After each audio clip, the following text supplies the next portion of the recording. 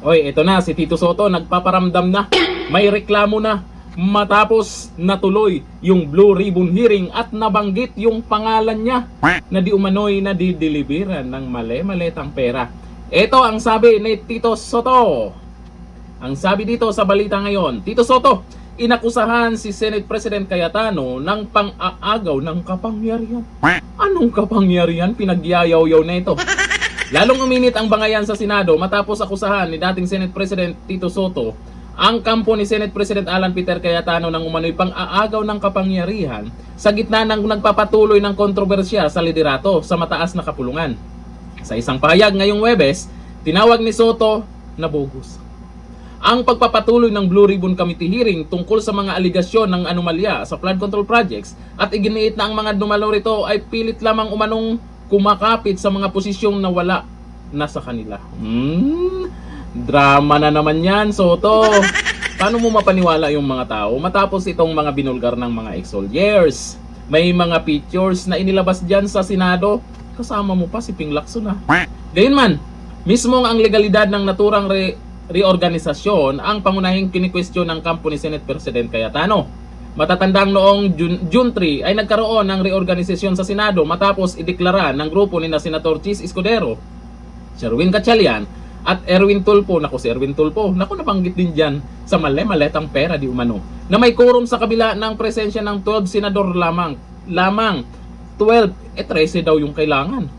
Ayon naman sa kampo ni na Cayetano, Pia Cayetano, Loren Legarda at ilang constitutional law experts, ang Senado ay may 24 miyembro at nangangailangan ng 13 senador upang magkaroon ng quorum. 24 pa rin naman yung senador ha. May natanggal ba? Kahit sabihin natin may nakulong, buhay pa naman din yun at senador pa rin yun. Ibig sabihin yan, 24 pa rin ang senador. Sa kanyang Facebook Live bago ang pagdinig, mariing iginiit ni Cayetano na hindi niya kinikilala ang reorganisasyong isinasagawa ng kabilang kampo at nanatili siyang Senate President. Tama lang, pinaglalaban ni Cayetano. Hindi siya umatras sa laban na to. Ang resulta, eto, narinig na panood ng taumbayan kung ano talaga ang katotohanan, kung ano talaga yung sinasabi ng mga ex-soldiers. Sa kabila naman ng pahayag ni Senator Erwin Tulfo na ipinagpaliban niya bilang umano'y bagong Blue Ribbon Chairman, siya daw, nagdedesisyon siya. Ipinagpaliban daw sa June 8 na daw ang Blue Ribbon hearing. Paano ka gagawa ng desisyon dyan? Kayo lang naman yung gumagawa kung ano yung ginagawa nyo na nakaraan na illegal naman. May nagawa ba kayo ngayon? Wala. Kalat na ang pangalan nyo. Isa ka na, Erwin Tulfo. Paldong-paldo. Itinuloy pa rin ng kampo ni Cayetano ang hearing kung saan dumalo sina Senadora Amy Marcos, Pia Cayetano, Loren Legarda, Rodante Marcoleta. Para sa kampo ni Cayetano, hindi sila ang kumakapit sa kapangyarihan. Alam na alam kung sino yung kapit na kapit dyan. Kasi takot na takot talaga sila dito sa flood control. Sa ngayon, nanatiling magkasalungat ang posisyon ng dalawang kampo habang ipinilit ni na Soto, Gatchalian at Tulfo na may bagong liderato na sa Senado. At talaga naman.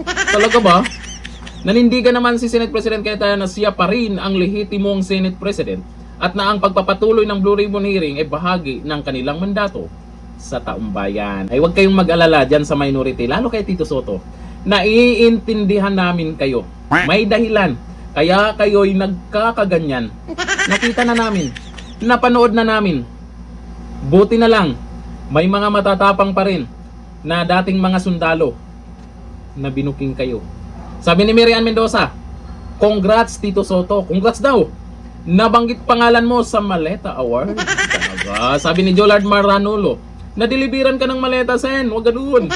Sabi ni Pinoy Kitchen, may maleta ka, boy.